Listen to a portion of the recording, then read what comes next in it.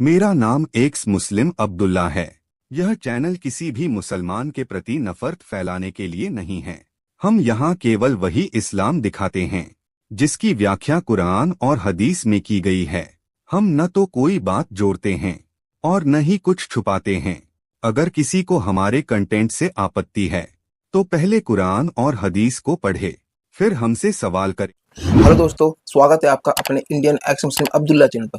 जैसे कि आप सभी को मालूम है, मेरा नाम है अब्दुल्ला और आज की ये वीडियो जो हमारी ये सवालों की वीडियो है, जो हमने सीरीज स्टार्ट करी थी सवालों वाली, ये वीडियो उसी सीरीज का हिस्सा है।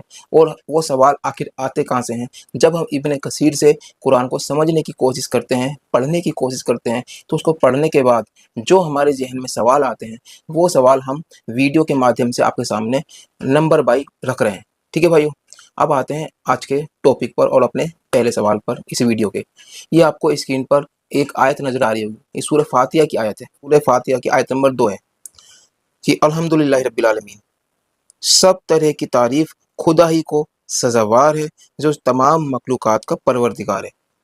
तो इस आयत के अंदर बिल्कुल क्लियर लिखा हुआ है कि जितनी भी तारीफ है दुनिया की, वो सारी की सारी सिर्फ अल्लाह के लिए। देखो भाइयों, आप इसको जरा गौर करिएगा मेरी बात को, कि तारीफ अल्लाह की जब ही हो सकती है जब अल्लाह ने कोई आपको एविडेंस दिया हो कि ये काम मैंने किया। एक तो किसी भी काम का एविडेंस नहीं है कि ये काम अल्लाह ही कर रहा है। ठीक है भाइयों। और दूसरी बात, दुनिया में बहुत से ऐसे भी काम होते हैं जो अल्लाह नहीं करता है, इंसान करते हैं। तो उसकी तारीफ भी अल्लाह की हम अगर करेंगे तो ये एक अच्छी बात नहीं है, ये उसके साथ नाइंसाफ़ी हो जाएगी कि जिस बंदे का वो काम है। जैसे मैं आपको एक मिसाल देता हूँ, अगर मान लीजिए किसी ने सड़क बनाई है और सड़क बहुत खूबसूरत बनाई है, तो आप अल्लाह की तारीफ करोगे या जिसने सड़क बनाई है उसकी तारीफ करोगे? एक घर है, वो बहुत बढ़िया बना दिया किसी ने और देखने में बहुत अच्छा और बहुत बेहतरीन लग रहा है देखने में घर, तो आप बताइए, आप मिस्त्री या आप उस घर बनाने वाले की या डिजाइनदार की तारीफ करेंगे या अल्लाह की तारीफ करेंगे? अगर आप अल्लाह की तारीफ करते हैं तो जिसने वो घर बनाया है, जिसने वो डिज़ाइन किया है, तो इस तरीके से आप नाइंसाफ़ी कर रहे हैं, क्योंकि तारीफ उसकी होनी चाहिए जिसने वो काम किया है। तो मैं बेसिक से आपको एक बार बताऊं कि सब तरह की तारीफ अल्लाह ही के लिए है। ये एक सेंटेंस बहुत ही इलॉजिकल है, ये बिल्कुल ही समझ से बाहर है। अगर आप कोई भी काम करते हैं, अगर मान लीजिए कि जो दुनिया बनाने वाला है, मैं मानता हूँ कि कोई ना कोई दुनिया बनाने वाला है, अगर आप कहते हैं कि वो अल्लाह ही है, इसका कोई एविडेंस नहीं है। क्यों? आप ये कह सकते हैं कि जैसे कि ये दुनिया बनी है, जैसे इंसान बने हैं, पेड़ बने हैं, जिसको इंसान ने नहीं बनाया है और जिसको आपको शक है कि हो सकता है किसी बड़ी शक्ति ने, किसी बड़ी पावर ने इसको बनाया है, तो आप कह सकते हैं कि जिसने इसको बनाया उसकी तारीफ है। लेकिन आप अल्लाह का नाम स्पेशल लेके कहेंगे कि अल्लाह की तारीफ है, तो फिर हम आपको एविडेंस देना होगा कि फिर ये अल्लाह ने ही बनाया है। ठीक है भाइयों, ये एक पहला सवाल आपके सामने हो गया, जितने भी मुसलमान मेरी इस वीडियो को देख रहे हैं। अब आपके सामने मैं दूसरा सवाल रखता हूँ। ये आपको स्क्रीन पर सूरह फातिहा की आयत नंबर 3 नजर आ रही है। इसमें लिखा हुआ है कि बड़ा मेहरबान निहायत रहम वाला है, यानी खुदा जो है अल्लाह बड़ा मेहरबान निहायत रहम करने वाला है।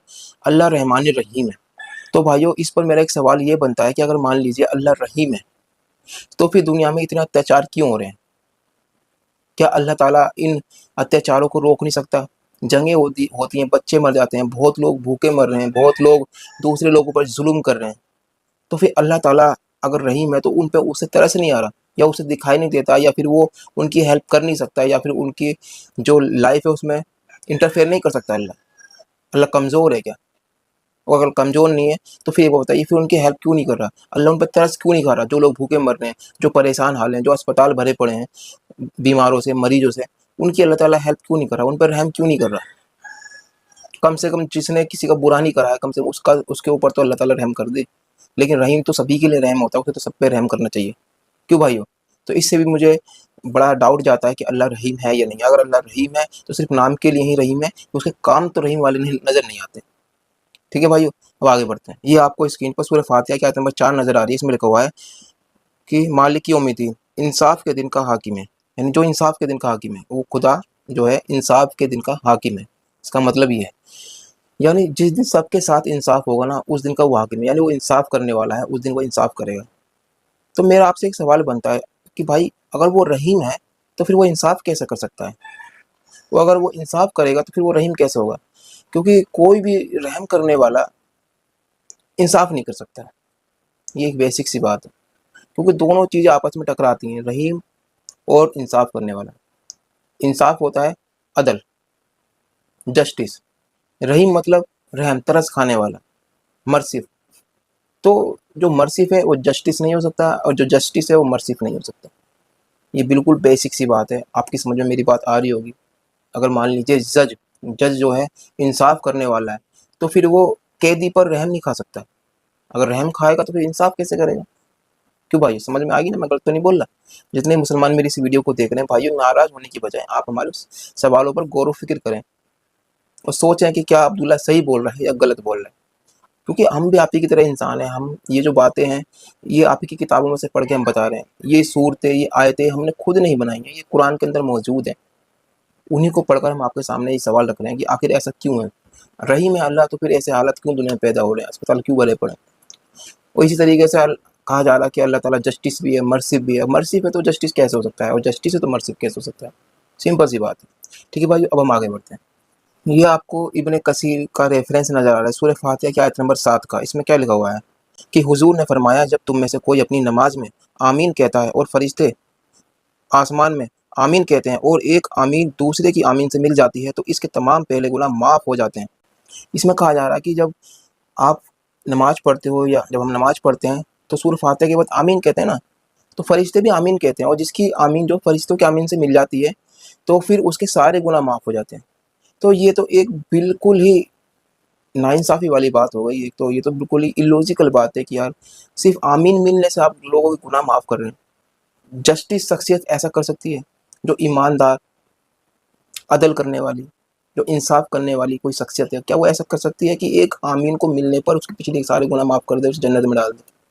नहीं यार, माफ़ी तो कर ही नहीं सकता जो जस्टिस करने वाला। वो तो इंसाफ करेगा। अगर आपने गुनाह किया है तो आपको सज़ा मिलेगी, आपने अच्छे काम किए हैं तो आपको जन्नत मिलेगी। सिंपल सी बात है। वो तो ये कहेगा, वो ये नहीं कहेगा आमीन मिलने से आपके सारे गुनाह माफ़।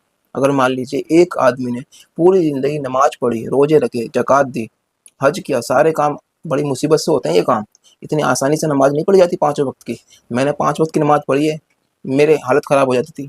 मुझे पता है 5 वक़्त की नमाज़, सिर्फ़ 5 वक़्त की नमाज़, और उसके अलावा बहुत सारी चीज़ें, बहुत सारे सैक्रिफाई करने पड़ते हैं अपनी लाइफ के अंदर।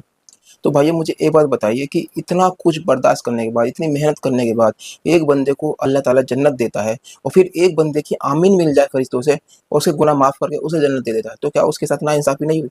इन एक को तो तुम बड़ी आसानी के साथ जन्नत दे रहे हो, और एक को बड़ी मुसीबतें काटनी पड़ रही हैं, बड़ी मेहनत करनी पड़ी है जब जन्नत दे रहे हो। इसकी मिसाल तो ऐसी है कि एक बच्चा जो पूरी साल पढ़ाई करता है, तब उसे उसके अच्छे मार्क्स आते हैं और वो पास हो जाता है। एक बच्चा पूरी साल पढ़ाई नहीं करता, आवारागर्दी करता है, घूमता फिरता है, लेकिन लास्ट में जाके वो एक सवाल का जवाब दे देता है सही, फिर टीचर जो है उसी जवाब की वजह से उसे पास कर देता है। तो ये जो है नाइंसाफ़ टीचर हुआ। इंसाफ करने वाला टीचर कभी भी ऐसा नहीं करेगा। क्यों भाई, अगर मैं गलत कह रहा हूँ तो मुझे ज़रूर कमेंट में बताएं। तो अब आगे बढ़ते हैं, ठीक है। ये आपको स्क्रीन पर सूरह अल मसद की आयत नंबर 1 की तफसीर नज़र आ रही है। मसद, मसद मतलब तब्बत यदा वाली मसद। तो इसमें क्या लिखा हुआ है, चलो पढ़ते हैं। रसूल अल्लाह एक एक कबीले के पास जाते और फरमाते, लोगों मैं तुम्हारी तरफ अल्लाह का रसूल बनाकर भेजा गया हूँ। मैं तुमसे कहता हूँ कि एक अल्लाह ही की इबादत करो और इसके साथ किसी को शरीक ना करो। मुझे सच्चा जानो, मुझे मेरे दुश्मनों से बचाओ, ताकि मैं इसका काम बजा लाऊं। तो इसमें लिखा हुआ है कि हमारे प्यारे नबी कह रहे हैं लोगों से कि तुम एक खुदा की इबादत करो, एक खुदा की तरफ आओ, सारे खुदाओं को छोड़ दो और मुझे मेरे दुश्मनों से बचाओ। अब मुझे एक बात समझ में नहीं आ रही कि जब हमारे नबी के साथ इतनी बड़ी शख्सियत है जिसने पूरी दुनिया बनाई है, कायनात बनाई है, पूरा इतना बड़ा ब्रह्मांड बनाया है, वो उसके साथ है, फिर भी वो लोगों से मदद मांग रहा है। क्या ऊपर वाले में इतनी ताकत नहीं है कि वो अपने नबी की हिफाजत कर सके? उसे दूसरों से अपनी हिफाजत करने की भीख से मांगनी पड़ रही है कि भाई मेरी हिफाजत करो, मुझे बचाओ इन लोगों से। कहीं ऐसा तो नहीं है कि कोई खुदा था ही नहीं? क्योंकि अगर वाकई कहीं खुदा होता दुनिया बनाने वाला, और वो नबी से बातें करता और नबी उसका नबी होता, तो उसे तो टेंशन लेने की जरूरत ही नहीं थी। वो तो उसे मरने नहीं देगा, वो तो किसी के हाथों से, वो तो चुटकी बजा के सबका काम तमाम कर देगा। भाई बेसिक सी बात है। एक फरिश्त एक फरिश्ता इतना बड़ा है, मैंने सुना था कि ये समुद्र का पूरा पानी अपने नाखून पर रख लेगा, एक बूंद नीचे नहीं गिरेगी। ऐसे से कहानी सुन रखी है हमने इस्लाम के अंदर। इतने बड़े बड़े फरिश्ते, आपने खुद हदीसें पढ़ी होंगी कि जिब्रील इस्लाम जब आए थे तो वो नबी के पास, तो आसमान तक उनका सर मिला हुआ था। उनके पर बहुत बड़े बड़े, यानी बहुत बड़े बड़े फरिश्ते हैं। अब इतने बड़े बड़े फरिश्ते हैं, इतना बड़ा अल्लाह है, इतनी पावरफुल उसके साथ शक्तियाँ, फिर भी वो लोगों से ये कह रहा है कि आप मेरी हिफाजत करो, आप मुझे इन लोगों से बचाओ। तो भाई कहीं ना कहीं तो गड़बड़ नजर आती है। अगर ऊपर वाला है तो आपको ये मानना पड़ेगा कि वो कमजोर है, वो अपने नबी की हिफाजत नहीं कर सकता, इसलिए उसके नबी को कि दूसरों से अपने बचाव की भीख मांगनी पड़ रही। सॉरी, भीख हो सकता है आपको बुरा लगे शब्द, मैं आपसे माफी चाहूंगा। भीख नहीं, मतलब मदद मांगनी पड़ रही है, मदद की गुहार लगानी पड़ रही है किसी दूसरे लोगों से, आम लोगों से। यार हम तो एक कमजोर लोग हैं ऊपर वाले के आगे, फरिश्तों के आगे। अगर मदद मांगनी थी अल्लाह को, सॉरी, अगर मदद मांगनी ही थी नबी को तो अल्लाह से मांगते कि अल्लाह तू मेरी मदद कर, मुझे इन लोगों से बचा। लोगों से क्यों कह रहे हैं कि आप हमें, मुझे मेरे दुश्मनों से बचाओ? तो कहीं ना कहीं एक शक व शुबा जाता है इस बात के ऊपर कि ऊपर वाला नहीं है। हमारे जो प्यारे नबी थे उनको ही कुछ गलत फहमियाँ हो रही थी कि कोई ऊपर वाला उनसे बात करता है या नहीं करते। जहाँ तक मेरी सोच है, ये अलग से सोचा, आप मेरी बात को इसको विश्वास करें ना करें वो आपके ऊपर है, क्योंकि ये वाली बात मैं आप पे नहीं थोप सकता। लेकिन मैं आपको एक बात जरूर ये वाली बात बता सकता हूँ कि अगर वाकई दुनिया बनाने वाला, जिसने दुनिया बनाई है, इतने बड़े बड़े फरिश्ते हैं, वाकई इतने बड़े बड़े फरिश्ते हैं, तो फिर एक नबी को किसी इंसान से मदद मांगने की जरूरत नहीं पड़नी चाहिए। बेसिक सी बात है, ठीक है भाइयों। अगर मैंने कुछ गलत कहा हो तो मुझे दुरुस्त करें, कमेंट बॉक्स आपके लिए खाली है।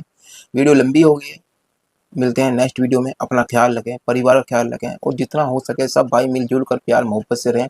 उस आइडियोलॉजी को दूर कर दें अपने से, जो आइडियोलॉजी हमें आपस में लड़वाती है। ऐसे आइडियोलॉजी को दूर करना बेहतर है जो हमें आपस में लड़वाती है, और हमें इंसानियत को सबसे ऊपर रखना चाहिए।